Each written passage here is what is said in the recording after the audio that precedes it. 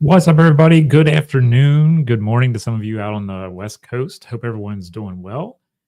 Welcome into the live. It's been a while since I've done a coffee chat. I need to get back on this schedule, especially as we roll into 2026. There's a lot going on, and I need to get on the ball with all this stuff. Hopefully, everyone's doing well. I know some of you have been waiting. A lot more people are waiting to come in, and we'll be in the next few minutes, and we'll dive deep into what is going to be happening in 2026, some of the events that are going to be on the schedule, ideas and concepts that I'm considering for next year, a little pivot in how I'm going to be doing some things. And yeah, it's going to be really, really interesting. So I said, I hope everyone's doing well and getting ready for the holiday season. We've been surviving a couple snows up here and some snow squalls that have come through the general area, but not too much snow on our ground, though. There's been a lot in Toronto. It's been interesting to watch the difference in weather patterns, to see how things happen just, a few miles up the road compared to where we are here. But it's been a really good time to hunker down, do some more reading. And I've gone back and reread some books that I haven't read in 10 or 15 years, just to keep the cognitive ability going, keep the brain going, and do something outside of my day-to-day work with my research for my dissertation. So it's been good to go back and revisit some of the books that I read 10 or 15 years ago and think about how I've used some of those concepts and ideas in different programming and the people that I've talked to over the years and things like that. It's been really a great exercise in that way. So yeah, it's been really good. Hopefully everyone's doing well and you've got your coffee, you got your tea, you got something stronger if you need it. Remember, it's only Thursday. Just take it easy with that kind of stuff. But yeah, I'm here to give you some updates, talk with you in chat, to let you know what's coming up here in 26. I'm already deep into scheduling 2026 and some of the live streams that we're going to be having. I've got to think about some video reviews of some books that are going to be heading my way, and they're in the mail now. I think the first one actually for the new year arrives tomorrow. I think they're overnighting a book to me. So that'll be interesting to get an overnighted piece, and that's coming in from the States. So looking forward to getting that. But I have about eight books that are heading my way right now, or soon to be heading my way, which means there's a possibility of 6 or 8 live streams on top of what we've already got scheduled. I really missed doing my live streams. I had to stop for a few months, as you've noticed, because I was doing my comprehensive exams for my PhD. So that was taking precedence. But we're back up and running now, and I'm ready to roll into 2026, which is kind of how I had it timed. I was like, okay, I'll work the rest of 25 on my comps and get the comps done. And then 2026, we can get back into at least, hopefully, some weekly live streams moving forward. Still a few weeks where I don't have anything just yet, but hey, we'll fill it all in and we'll see what happens and take it little by little. But, you got to take it one week at a time, see how things go.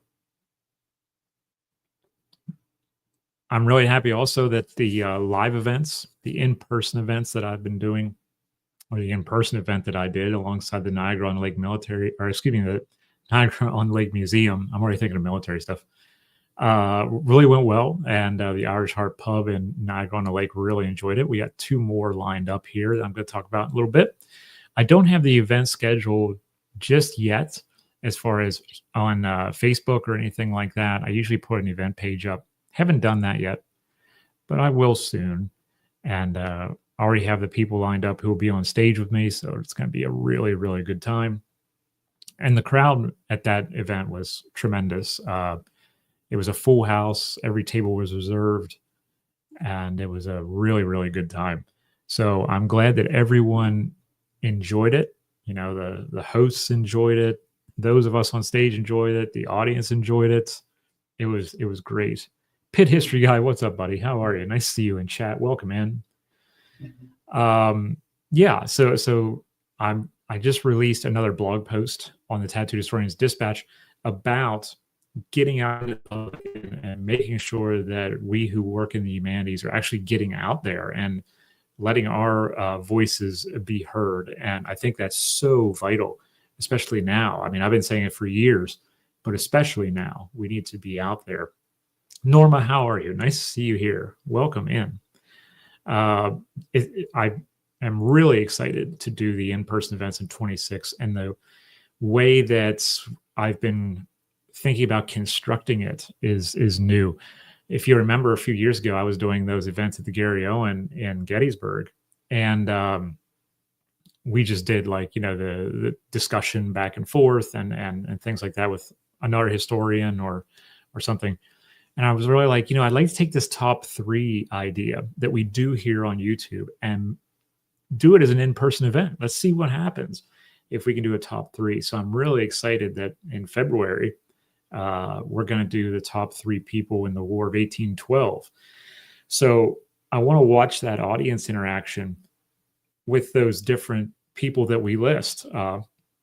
Myself and a student, MA student from Brock University, Megan Grimsmo, will be on stage with me, and we're going to be really, really, showcasing a plethora of hopefully 6 different people on our top 3 lists. And then we're going to get audience interaction as far as who did we miss that you think should have been on our list. And we're going to have things about, some clues first. Can you guess who this pick is and things like that? So yeah, it should be a lot of fun. Really looking forward to that. I'm really grateful that the host, the Irish Heart Pub, is invested in it as well and thinks that it's really good. It's a little bit different than the usual pub history quiz night. It's more interactive in that way with historians, or breaking down that wall that some people perceive is there. I think that's really, really important. So Pit History Guy, even as a volunteer part-time historian, I love being a public history evangelist. I like that. That's nice. Yes. Keep preaching the gospel of history. Yes. David, welcome in. Thank you, my friend. Thank you. Yes. 45 now. Didn't think I'd make it this long, but here I am. And we're doing good, and happy holidays to you as well. Happy holidays to everyone who's coming through. Hopefully you have a less stressful time, everyone, with holidays.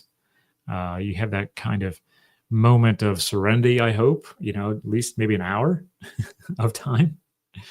It's going to be interesting, to say the least, to go through the holiday seasons this year.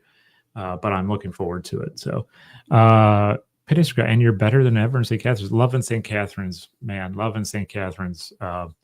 Great community, great people. So much history here. Huge amount of War of 1812 history that I haven't even touched yet. On here, on the YouTube channel, on my Instagram. Haven't even started with that stuff yet en masse. And I really needed to do that. Again, it was the whole thing of I had the time out. I had to schedule out my comprehensive exams. And then it was like, okay, I can't really live stream during these. I have to focus on this. But that was a nice break, actually. I think that some creators really need to have that break and be able to recharge the batteries and get ready for a new year. And when you're snowed in our area of the world in late December, January, February, March, sometimes you're like, oh, what am I going to do? Well, let's just hit the live streams pretty hard and let's have a good time with that. So, Pit History Guy, does Niagara Military Museum have interest in running another game day? That hasn't come up lately. I need to reach out about that maybe in the new year and discuss that with them. The tabletop game day at the Niagara Military Museum was a hit. It really went off really well. It's going to be, a lot of fun to reconnect in that way and hopefully help the Niagara Military Museum stay on the map and help the gaming community have a new space. I think that's, like I say, everyone wins, and that's the way I like it. I think a rising tide should lift all boats, and my little boat is sitting there, and I want to bring other boats along for the ride and see what happens. So yeah, I think that'd be fantastic. What's happening with your exams? Did they replace the examiner that dropped out? Oh yes, yes, Norma, they replaced the examiner, so we are just awaiting a new schedule, and it'll be all systems go on that front. So now that the writing is out of the way, I'm kind of like, okay, I can chill for a few moments and let them do the administrative tasks, and then I can figure out what's next after that. But it should be interesting. Also, for everyone in here, thank you again for being here. If you're not already subscribed to the channel, please hit the subscribe button. Please hit the thumbs up button as well while you're in here. Remember, totally free to subscribe. But I will really want to build this channel up in the next year so that those that I bring on for live stream interviews, those authors, those historians, those friends, and colleagues have a good community here, and people know it's a good community. So they do that through analytics, as you know, it's algorithmically a thing.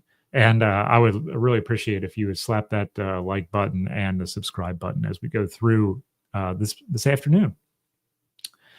Pit History Guy, I am friends with Worthington Games and Bill Molyneux, both of whom have low complexity War of 1812 battle board games. Oh, that'd be great. Yeah, that'd be really cool. That'd be cool. I like this new feature on here also that covers me up there. That now, yeah, I think I like that better. This little chat box here pops up. So I like that. That's kind of a nice little touch, especially because there's nothing in this area other than my display case. So then I can show off what you all are saying. And that's a pretty cool little touch that StreamYard has put in here. I like it.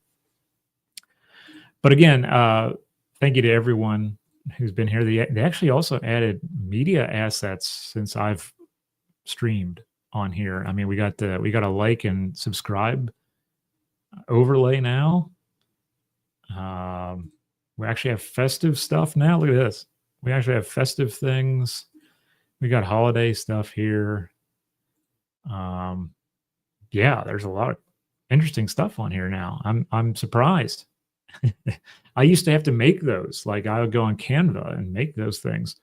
And yeah, they got new backgrounds, but that's not going to work. But really cool stuff. They didn't pay me to say that, by the way. I'm just looking through what's been put up on here as media assets are concerned. Also, I do want to show you the YouTube channel front page while we're here together to show you a couple things that, let me see, I want to share my screen here real quick with you. There we go. Okay. So I think we'll do that. So when you come to the front screen, the home screen, if you will, you'll see this new lineup of 4. We're live here in this coffee chat sector. So you'll see the new 4 events that are already listed for live streaming. First one's on the 10th of January, and we're up through the 25th of February now. Really, really looking forward to everything that's coming down the pike as far as live stream events are concerned. Got some really cool stuff that's upcoming. If you haven't read Carla Jean Stokes' book concerning William Ivor Castle and his photographs of Vimy Ridge, you need to really check that out. If it's you need to either order it or get it through your library, something. Fantastic work. And since I'm working in visual culture a lot and the visual culture of conflict, this was right in my wheelhouse. Was so happy to get Carla Jean to be able to come on and do this. The other thing that I want to point out, when I tell you on a post, wherever it is, Instagram or Facebook or Blue Sky, whatever, to hit the notify me button, that's down here in the left, the bottom left. So when you do this, you don't miss a thing. Maybe some of you did it for this event. You want to make sure that you do that. And obviously down here where mine says join, you want to hit subscribe. the join button comes up after you hit subscribe, and that's because I do have memberships turned on for this channel. And that's just if you wanted to, give back to the channel. I have one member, so shout out to my one member. Thank you for that. It means a lot. It's cheaper than Twitch was, so there you go, my friend. And all that money goes back into the thing. But if you hit the subscribe button, it is completely free. And if you can please do that and pass along to hit that subscribe button to others, I'd be greatly appreciative of that. You don't have to become a member if you don't want to. That's just if you want to help out with the cost of like StreamYard and stuff like that. So Carla Jean Stokes is first on the 10th of January. David, thank you for clicking subscribe, my friend. I appreciate that. Who else here? We got, I definitely wanted to do this. So Paul Woodage, World War II TV, he's always hosting everyone, and he's so giving and of his time and his efforts. And I'm like, dude, I want to turn the tables on you, and I want you to be the person who's coming on and doing a presentation. So this one is coming up on February 11th, and obviously he was gracious with his time. I made it the same time that his live streams usually happen, so that he's not up. He's in France. He's not up late. I'm not up late. We're all happy with the times.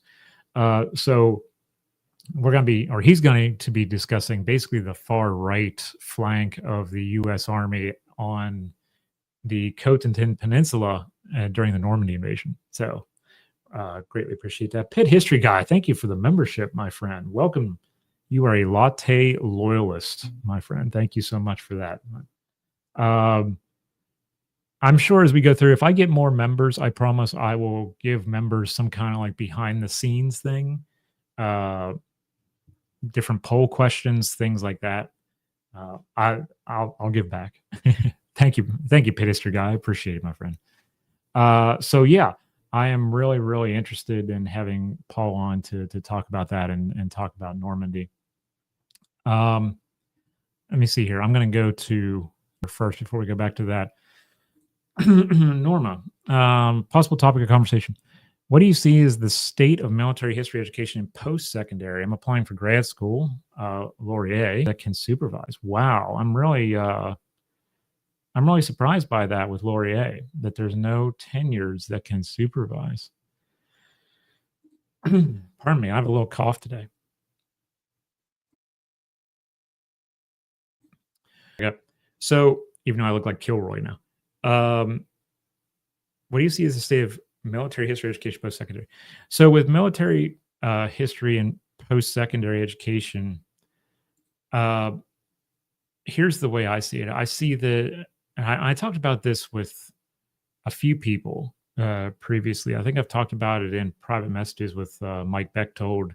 I know I talked about it in emails with Tim Cook and others, where we said when you say that you're a military historian, sometimes people get the wrong impression. This is why I came up with that commitment to conflict ethics statement. I wanted to say it.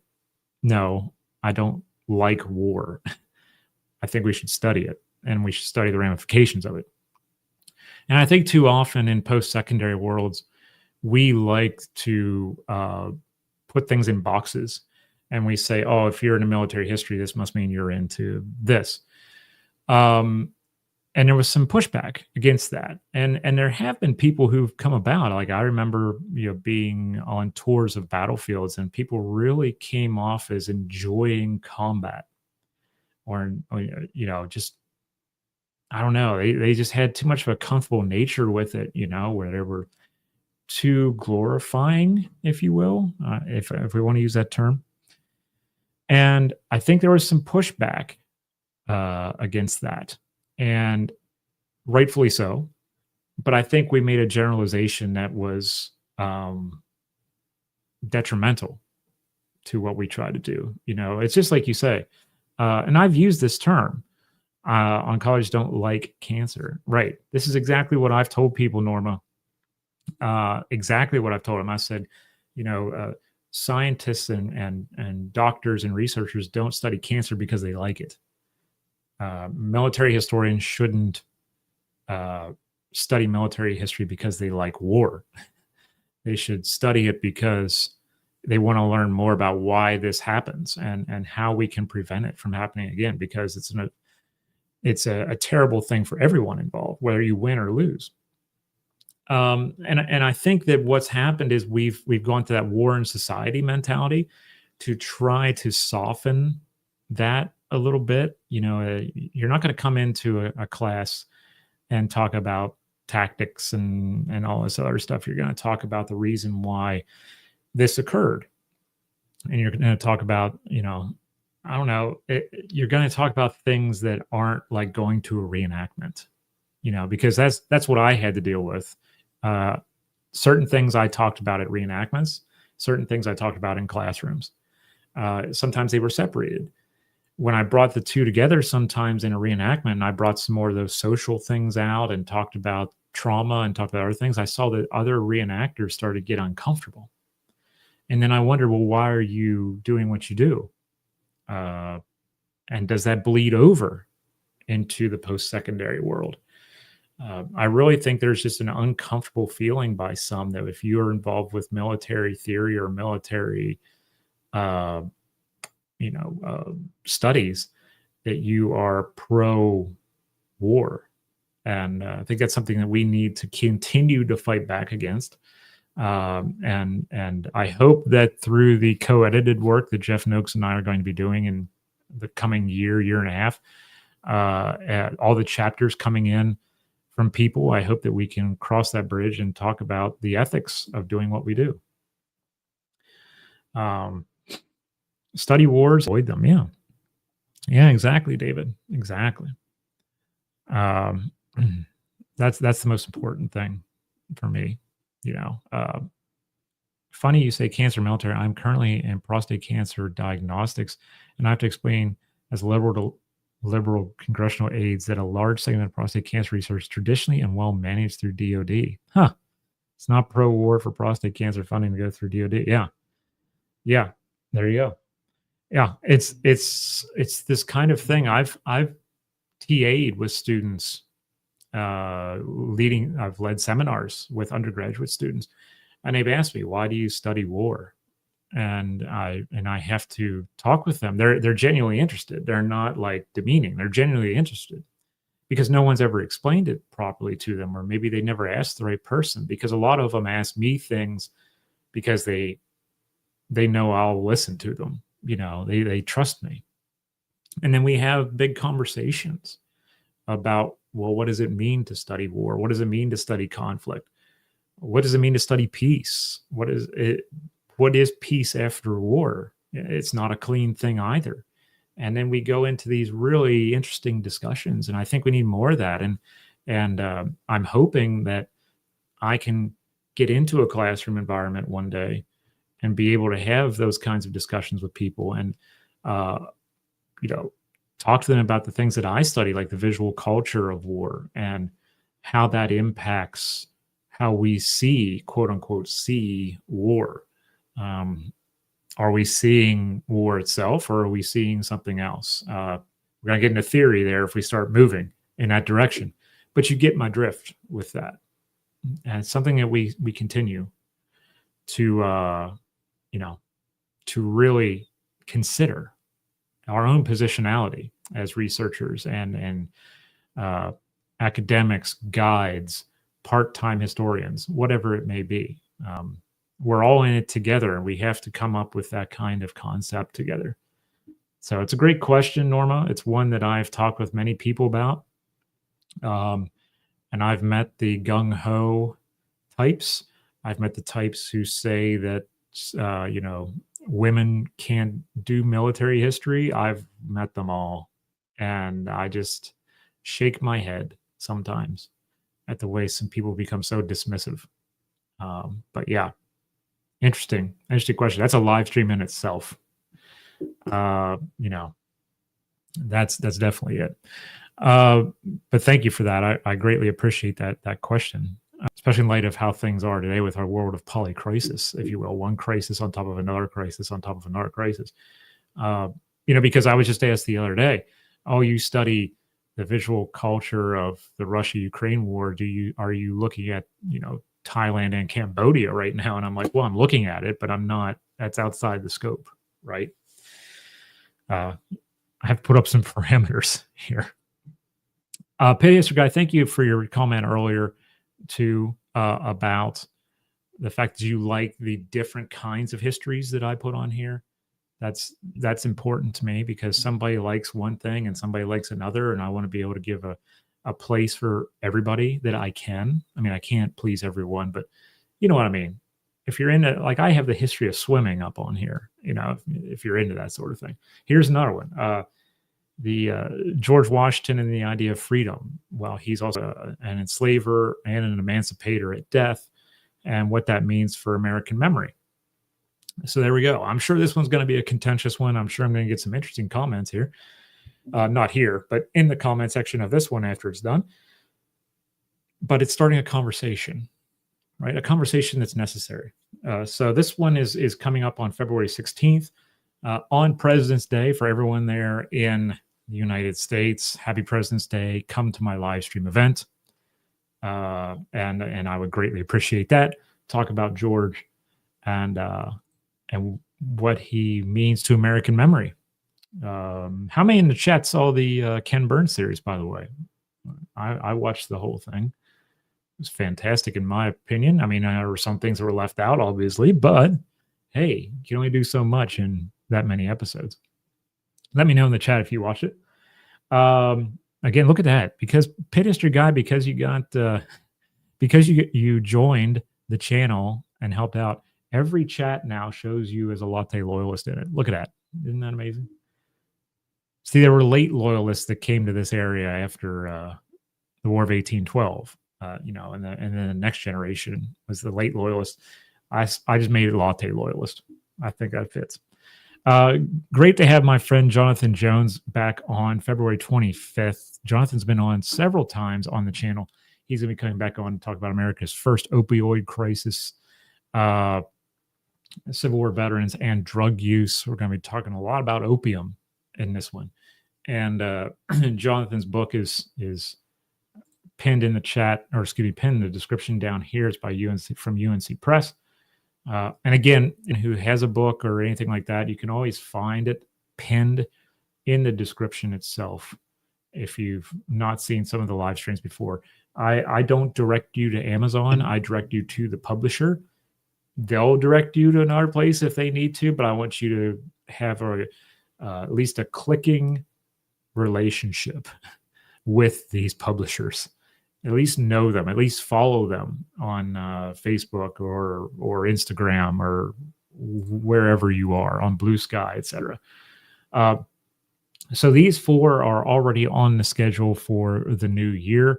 I have 2 new events to list up on the Facebook page as far as the in-person events are concerned. They're both A Pint of History events, one in February, one in April. And then I have a couple others that are in the works. One is for January for a live stream. And then I think I have another one that's in the works for early March. So as you can see, we're starting to really get into the first quarter of the new year with some of these things. The issue now is that we're so close to the holiday season that some people aren't checking emails, or we'll get back in touch after the new year. So we got to keep that in mind as well. But again, I would greatly appreciate it if you would hit that subscribe button on the channel, if you would hit the like button, and if you would share the channel out with your peers. This thing has been this entire brand for the last 10 years that I've been doing it has been word of mouth marketing. It's been all of you saying, hey, go check out this video about this, or hey, go look at this conversation that John had with this person. So it's all been because of your efforts that we have grown this channel and made it what it is. So I greatly appreciate all of you doing that, at least slapping the subscribe button, hitting the thumbs up button, because that's totally free to do. Again, Pit History Guy, thank you for the membership. Thank you for slapping the join button.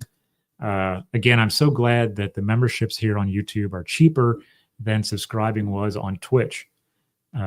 It's nice, and all that, those funds go right back into paying for this streaming software. So, and I just paid that tab, so I know how that can hurt, but it's necessary for what we do here, and it's the way of making things accessible. So I'm greatly appreciative of that. What are you all reading right now? I'd love to know that. I'm getting another book in the mail next week, I believe. Am I getting it next week? I have to look on my email because I get these emails from publishers, and they're like, "Hey, I want you to check this out. How about this one?" And I'm just like, okay, well, if it fits into what we're trying to do here on the channel, absolutely, I will definitely take a look at it. So I'm looking forward to probably 2 more books coming within the next week. This one, I'm going to show this one to you. This one is, I have a PDF version of this. David, thank you so much. I greatly appreciate that, my friend. Thank you. So I'll share this one too while we're at it. Let me get rid of that. And let me go to this. So this one is on its way right now. Bicentennial or Revolutionary History of the 1970s by Mark Stein. This one looks really interesting. As the United States marks its semi-quincentennial. I can never get that out quick enough. In 2026, Mark Stein looks back at the politics of another landmark celebration. So we're going back to 1976. We're going back 50 years, and I'm really excited about this. This one again is from University of Chicago Press. Go give them some love on the socials. They're on IG. I don't know if they're on Blue Sky. Everyone's on Instagram. So go give them some love. They just basically said, hey, you want to try this out and see if this works, and if you have any other ideas for other books, let us know. And I love when publishing companies say that to me, because then it's like, okay, we can roll with this and schedule some authors and get some more people on here for all of you to interact with. So yeah, I'm looking forward to this. 416 pages, should be really interesting. And then there's the table of contents for this particular book. So that is on its way now through customs from the University of Chicago Press, or at least it's going to be in the next couple days. So really looking forward to that one. And then they have a fantastic catalog that they let me go through, and it's huge. It's huge. As a lifelong Civil War nut, I recently found out that the longtime CEO of the Heinz History Center in Pittsburgh wrote a book on the Civil War in the Southwest. There you go. That sounds interesting. Igniting the American Revolution by Derek Beck. Wow. Okay, I haven't heard that one. That book's been around a while. I haven't heard that. Shaking the Family Tree to See What Falls Out, finishing up of Plymouth Plantation. Oh, of Plymouth Plantation. Wow. I haven't read that in a while. That's interesting. That's cool. So I have the where's that here? I'm trying to open the catalog for you. Listening to Fire and Fortitude by John McManus. That's cool. That's cool. I wonder what this thing starred for me. It was like, oh, you have a starred. Pit History guy's going to love this. Something automatically starred, meaning you should really put this up on your screen. And I'm like, what is it? And it's like, oh, you became a new member. Again, even StreamYard wants to shout you out, Pit History guy, for becoming a member of the channel. It's very deserving. You should be shouted out for that. Here's the catalog that they sent me digitally too, and it's 134 133 pages, just massive. And I had to go down through all this, and I picked out six more, something like that. And it's just some amazing stuff. This is one that I had to ask for. Trinity, an illustrated history of the world's first atomic test. Again, going into visual culture, visual history. You know, hey, I'll take that if they'll send it to me. But I love looking through these catalogs and seeing all the new stuff that's coming out. Right? You wonder where people come up with certain ideas of a book. You know, a story of 24 hours and 24 serpentine lives. I don't knock it. I'm just like, this is kind of interesting. This is cool. And then there's a story of 24 hours and 24 molluscan lives for Shell Day. So there's some really cool stuff. I asked for this one too. Done in a Day, Telex from the Fall of Saigon. So again, that's going into the journalistic side of my dissertation work. So yeah, and then there's Bicentennial. But 133 pages of a catalog they have on their website. So in fact, if you want to, I can let me see here. I'll put it in the chat and you can look over at any time. They haven't asked me to do this. I'm doing it on my own. But check that out. You know, you might find out some stuff. Always go on these presses, whether it's the University of Chicago Press or Penguin or University of North Carolina, LSU, wherever, McGill, Queens. Always go on there and look at their catalogs and see what is upcoming. You'll be surprised many times as to what all is going to be dropping in the next quarter of the year. UBC, thank you, Norma. Yeah, I have so many that I've worked with. I can't list them all as far as emailing me and saying, hey, would you like to plug this book for us? I definitely do that. And I love to do that. I'm always about helping others to do that. So, but that comes with the territory of wanting to make it accessible, right? I want to be sure to give everybody their props, be a part of it. $3 a month for increased self-esteem. Hey, I'll take that, my friend. Thank you. If it didn't go to StreamYard, it would just be the coffee fund. Let me tell you, that'd be good. Yeah, some LSU authors are great. I've met authors in almost every major publishing company that like they've been published through them. Always good people, for the most part. You get there, it's just like anything else. You get some where you just can't connect. And that kind of hurts when you're on a live stream, when you're like, okay, maybe this should have been a video. Because some people are really good at just living in the moment and just being with it. Like when I would have certain historians come on and they're just like, let's just see what happens. They're the ones I love to work with because I don't prepare questions ahead of time when I have people on.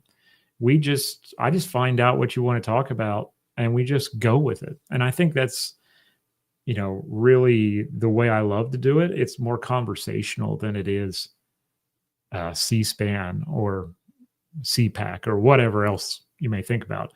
I'm not a C-SPAN person. I'm a person who just likes to have a conversation over coffee. Yeah, more rabbit holes to go down. Sorry, David. Enjoy the rest of your day going down that rabbit hole. Historians are, in my experience, good people. Yeah, how should I say this?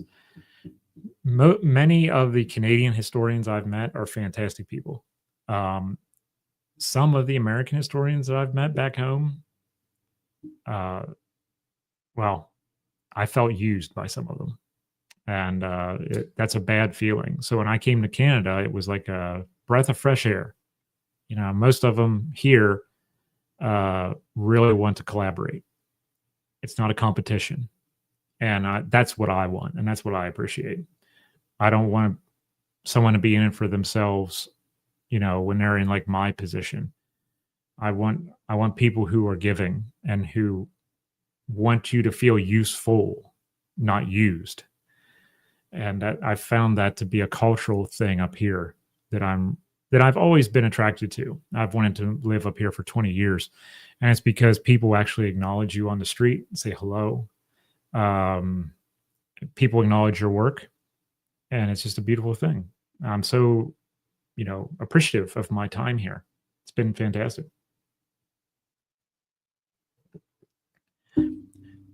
So I went through that galley with you there as far as getting that PDF from them. Who else do I have here? Let's see. We have Alex Bowers will be coming on as well, probably next month. You may know Alex from the Legion magazine, Canadian Royal Canadian Legion. He's going to be. We're in the early days of discussing, coming on for a live stream just for a chat and just talking. So I'm looking forward to having him on. Norma needs to come on too at some point. We need to discuss that, Norma. We need to have you on to discuss some research. But yeah, it's 2026 is shaping up to be a really, really interesting year. Look, come on, Norma. Come on now. Don't be scared. Bring your Tims. Get a couple Timbits. It'll be fine. It'll be good. But yeah, 2026 is turning out to be something interesting for me. I'll be finishing up my comprehensive exams in the early part of the year. And then I got all these live streams coming up. I have in-person events. I'm hoping to get back to Europe next year. And this leads back to that post I had on Facebook yesterday where I talked about, being present, being in the moment when you're at these historical sites. I like doing this for content. I like to do this. Historians come on and we talk about certain concepts and ideas and theories. I'm not so much for going to a historical site anymore and, worrying about getting B-roll or something like that. That doesn't bring me joy. I want to go to a historical site and enjoy the moment, live in the moment, right? And especially if it's my first time there, I want to experience it and feel it. And sometimes I think we live behind this too much, where you go to a historical site and you see it like this. Put the phone down. That's a barrier sometimes to that experience. Now, if you want to share it out with the world, that's a beautiful thing, and I support that. But sometimes I think people lose sight of the experience of being present at some of these sites and just disconnecting for 10 minutes and enjoying it. And so if I get the chance to go back to Europe next year, yeah, I'll be taking pictures. And yeah, I'll be maybe taking a 10-second video of something without my face on it, but I'm not going to be like, oh, I need to reshoot this. Oh, I need to do B-roll. Oh, I need to come up. No, I can't do that. I don't want to be working while I'm trying to have a good time with that, Yeah. Yeah. Pit history guy. Yeah. I'm like this. Sometimes I check my phone because I have so much going on my phone with this brand, with this idea, and I'll check it from time to time, but I'm not, I love to be disconnected for an hour. And I think that's good for everyone's cognitive health is just disconnect for a while, pick up a book, go outside, get some fresh air. I think some of us have been too inundated with this hustle culture mentality. It's come over into my field of choice, and sometimes it can be scary to watch people who break down because they just don't take time off. I warned about that back during the lockdowns in 2020 when we went into lockdown. You remember how much I was live streaming, and I watched people, like I was doing maybe 2 live streams a week. Okay. I was watching people doing 4 or 5 a week. And I was saying, this isn't a sprint. This is a marathon. You have to take your time. And I could almost perceive that we were going to be in lockdown a while, but I also thought if you want to do this in 5 more years, you kind of just have to take your time and you just kind of have to roll a nice slow roll so you don't burn out. And they burned out.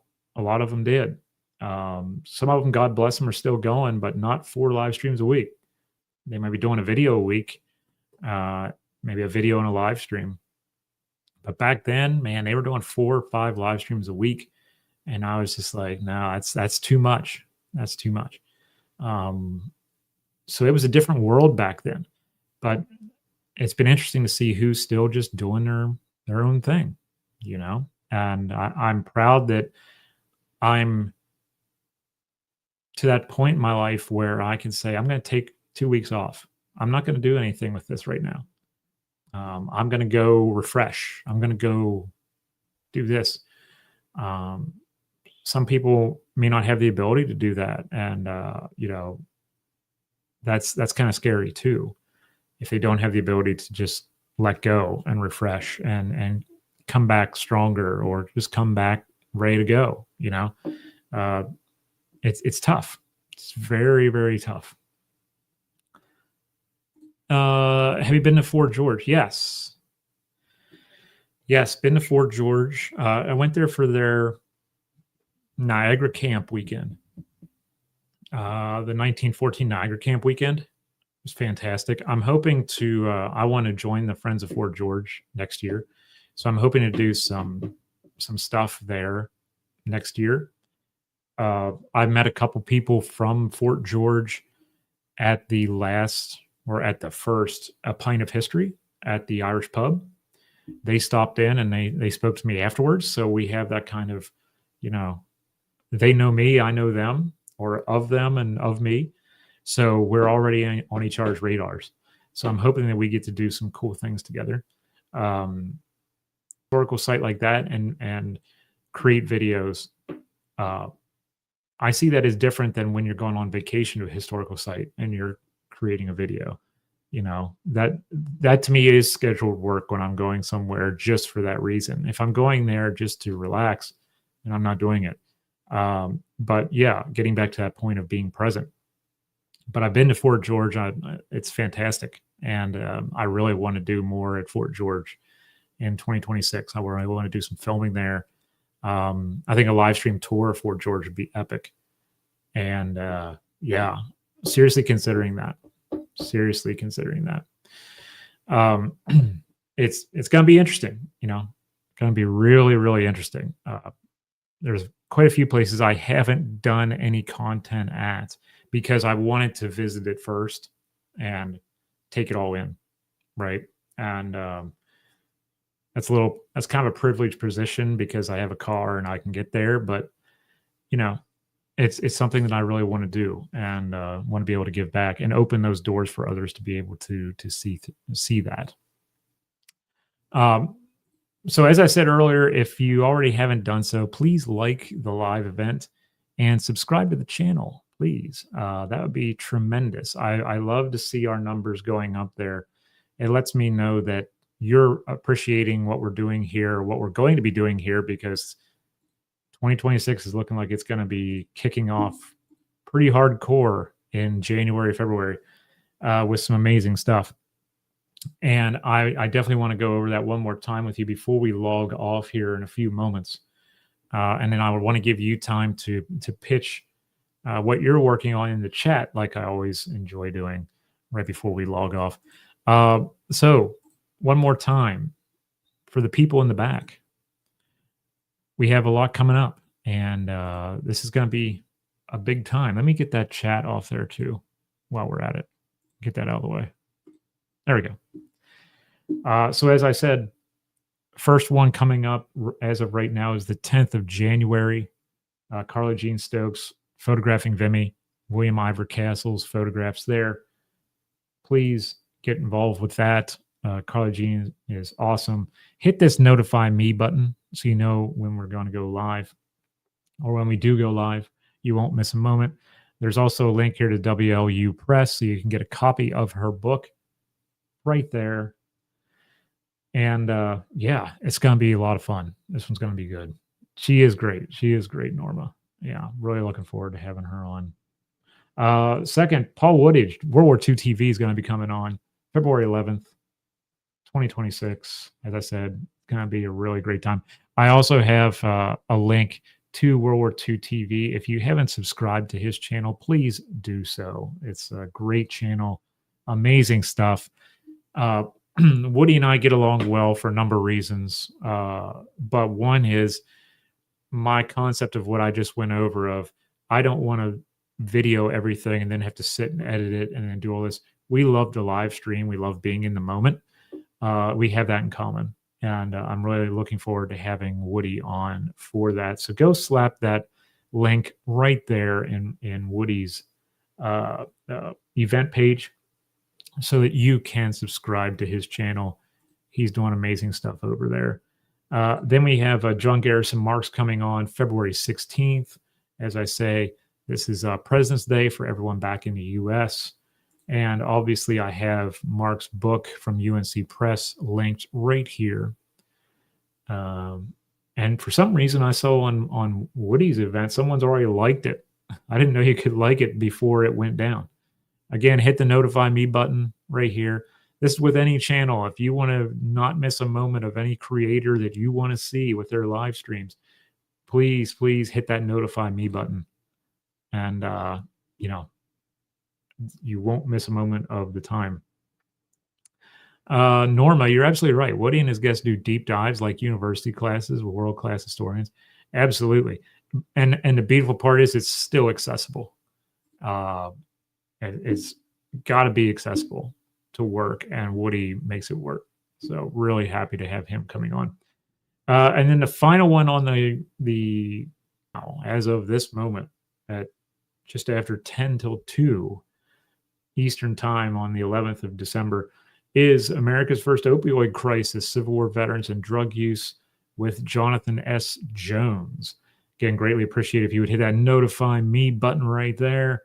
And I have a link to the UNC Press site where Jonathan's book is located. So please check that out there. And before I log off here in a few moments, again, Pitt History Guy, thank you for joining the channel and becoming a Latte Loyalist. That goes a long way to help me out there. This is like I got all kinds of stuff going on here on this channel and on my YouTube. So looking forward to adding more. I have to add a couple more events for the in-person event listings on my Facebook page. I'm going to be announcing those as well on Blue Sky and on Instagram. You can find them on my Instagram stories. I usually post the art for each one of those. So please check out the Instagram stories. If you haven't checked out, I'll put this up too. If you haven't checked out the tattooedhistorian.com lately, would greatly appreciate if you would do that. Just go to the tattooedhistorian.com and someone has to pay my Tim's bill. Yeah, you got that right, buddy. You got that right. Appreciate that. So I have links to all of my my stuff here, including the call for papers, which is still out. Come on, Norma. I got the call for chapters out for Rethinking Ethics and Conflict Studies. They are due on January 1st. Get your abstracts in for that. Myself and Jeff Noakes are co-editing that volume. So please check that out. Both of my Substacks are also here as well. If you're into public history like we do here, and you're into talking about how we do public history, the technology that's impacting the history field and things like that, you're going to want to hit the Tattooed Historian's Dispatch on Substack.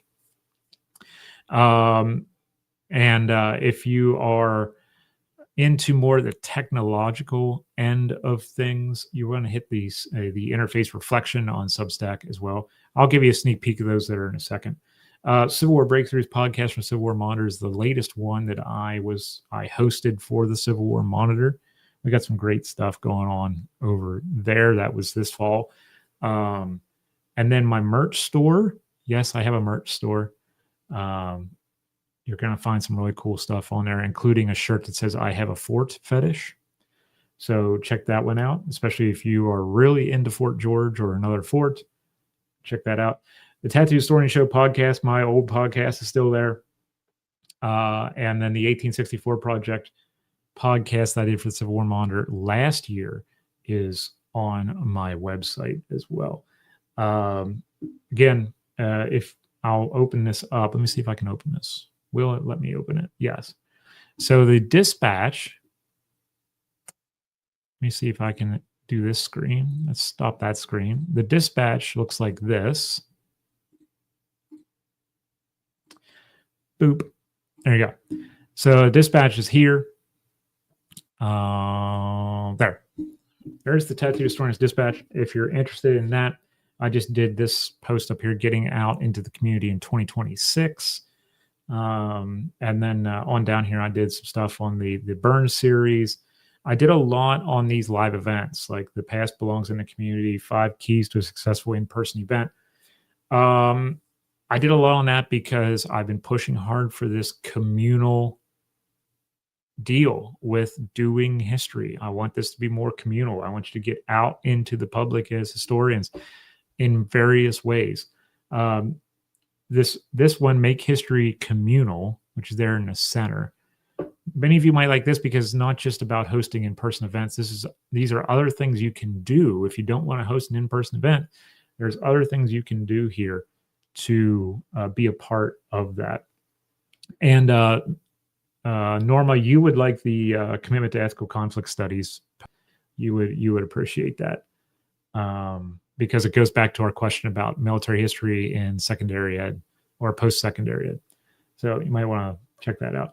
But the Tattoo Historian's Dispatches was my first real blog that I started working on full time, if you will. And that to me is like every week or every other week I put a post. The interface reflection is something a little bit different, and I'll put that one up as well. The interface reflection is more about, conflict, visual culture, conflict, and technology behind that. So I have a lot on there as well. I just started it. I have a very small readership with this one.